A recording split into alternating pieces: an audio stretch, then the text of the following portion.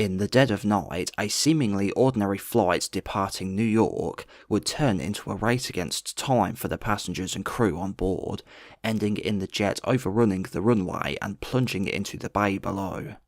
It would be revealed that what led to the disaster is one of the leading causes of aviation accidents, one which still lurks today, almost 40 years later. The 20th of September 1989, LaGuardia Airport, Queens, New York, USA. Flight 5050 is an unscheduled flight operated by USAir to replace a cancelled flight. They will be departing from LaGuardia for their destination of Charlotte Douglas International Airport in North Carolina. On board are the 2 pilots, 4 flight attendants, and 57 passengers. The arrangement to carry passengers to North Carolina is a last-minute decision by the dispatchers, as the flight was originally going to be travelling empty.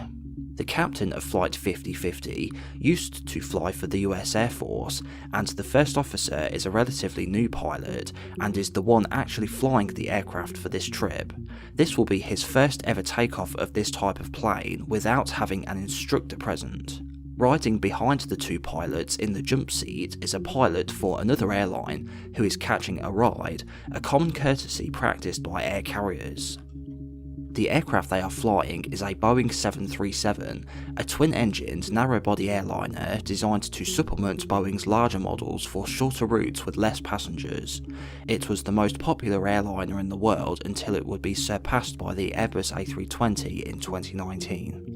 This individual airframe is less than a year old and was acquired by USAir through a merger with another airline. The crew taxi their aeroplane towards the runway they want to depart from.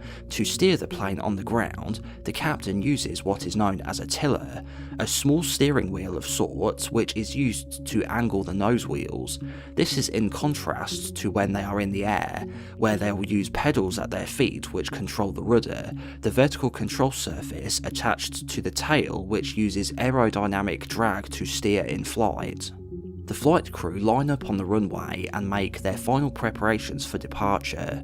All seems okay, and at 11:20 PM they are all ready to go and cleared for takeoff. The captain lets the first officer know they're ready to take off as soon as he's ready. His reply is, "Here goes nothing."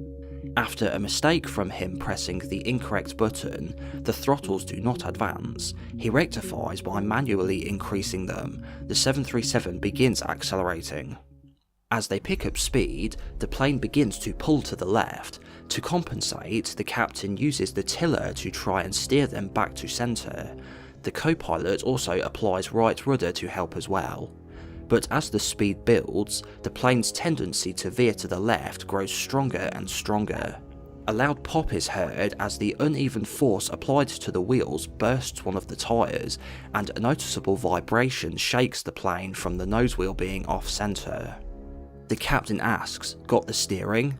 But the first officer misunderstands him, thinking he's declaring he has it under control, whereas what he actually means is does he have it under control, and releases his foot from the rudder pedal. The plane veers back left. The captain makes the sudden decision to abort, closing the throttles and activating the reversers, as well as applying the brakes. But in the heat of the moment, he doesn't check their speed before doing so. They decelerate, but the end of the runway is coming up. They are running out of time to stop.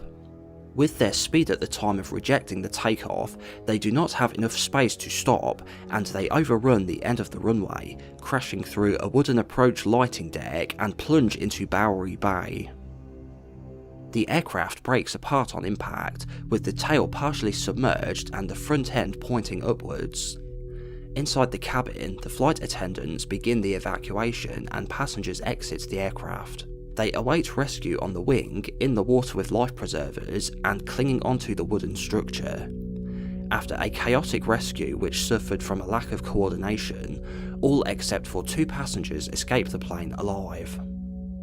The National Transportation Safety Board, or NTSB, launched an investigation to determine what led to Flight 5050's disaster. Their findings are shocking. On the night of the accident, the aircraft itself was mechanically sound. The real issue lies elsewhere, in the human decisions made in the cockpit. They discover when examining the rudder trim, the setting which allows for the fine-tuning of the rudder's neutral position to help an aircraft maintain straight flight without constant input from the pilot. It's especially useful in compensating for crosswinds, asymmetric thrust, or other imbalances in the aircraft.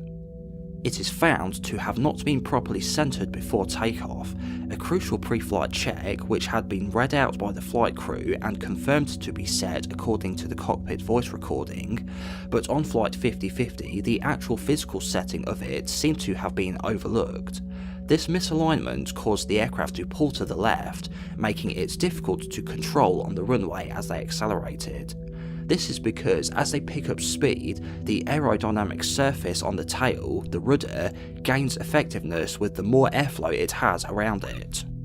Other factors are how the captain, for some reason, opted to use the nosewheel tiller to counter the pull to the left on takeoff, something that isn't done at high speeds, resulting in a burst tyre, as well as his late decision to reject the takeoff when the aircraft was nearly airborne. Once the abort was initiated, there simply wasn't enough room left to stop safely. Also blamed are multiple failures by the flight crew, including the captain's failure to provide proper briefings, follow procedures, and effectively communicate with the first officer. Key errors included taking off with disengaged auto brakes on a wet and short runway, failing to detect an improper rudder trim setting, and mismanaging throttle engagement. Poor coordination from both pilots led to confusion over control of the aircraft during takeoff. The captain also initiated a late and improperly executed rejected takeoff, which ultimately contributed to the accident. The NTSB added that the probable cause of this accident was the captain's failure to exercise his command authority in a timely manner to reject the takeoff or take sufficient control to continue the takeoff, which was initiated with a mistrimmed rudder. Also causal was the captain's failure to detect the mistrimmed rudder before the takeoff was attempted.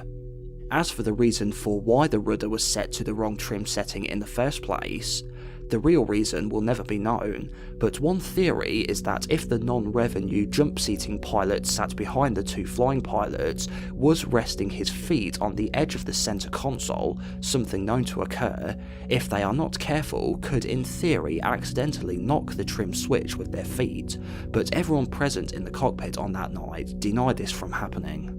One other shocking development in the aftermath of Flight 5050 is how the pilots' union, who represented both the captain and first officer, for unexplained reasons kept them both at an unknown location away from investigators for around 48 hours, a long enough period of time to make testing to see if either of them were intoxicated that night impossible. The accident also reinforced the importance of crew resource management, ensuring that pilots work together as a team and communicate clearly under pressure. Both pilots survived the accident, but each would have their licenses revoked afterwards. If you enjoyed this YouTube documentary, please give it a like for the time and effort I put into making it, then subscribe if you aren't already if you want to catch future episodes as I upload them. Thank you for watching, and I'll see you next time.